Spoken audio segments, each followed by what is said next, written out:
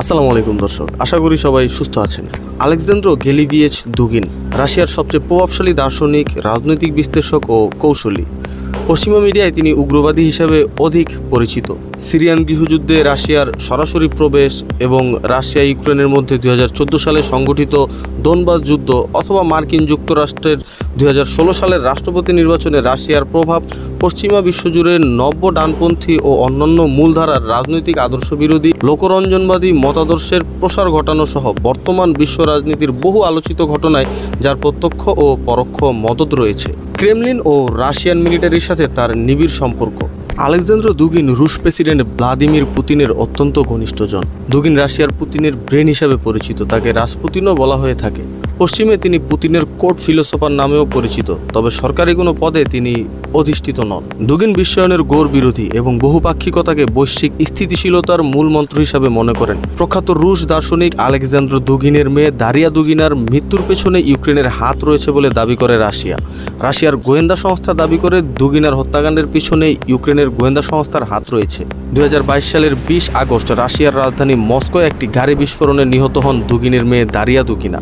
ইরানের সাথে আমেরিকা এবং ইসরায়েলের এই যুদ্ধে অনেকেরই ধারণা চীন রাশিয়া ইরানকে বাঁচিয়ে দিয়েছে এবারের মতো, কিন্তু ঘটনা তার ঠিক উল্টোটা।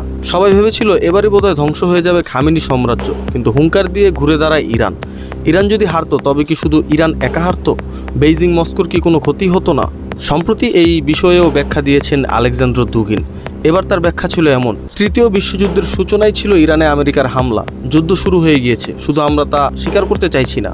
ইরানের মতো একটা দেশে যদি আমেরিকা এইভাবে হামলা করতে পারে এবং আন্তর্জাতিক মহল চুপচাপ থাকে, তবে এরপর যে রাশিয়ায় নিশানা করবে না তার নিশ্চয়তা কি? ইরানের পরমাণু প্রকল্পে হামলা করা মানে পরমাণু শক্তিধর দেশগুলোতে হামলা করার সাহসও পেয়ে গিয়েছে আমেরিকা। দুবিন বলে, আমেরিকা চায় কারা পারমাণবিক শক্তিধর হবে আর কারা হবে না এই সিদ্ধান্ত যাতে তাদের হাতেই থাকে। ইরানের পরমাণু প্রকল্প নিয়ে বাধা থাকলেও আমেরিকার প্রকল্প নিয়ে কারোরই কোনো মাথা ব্যথা নেই।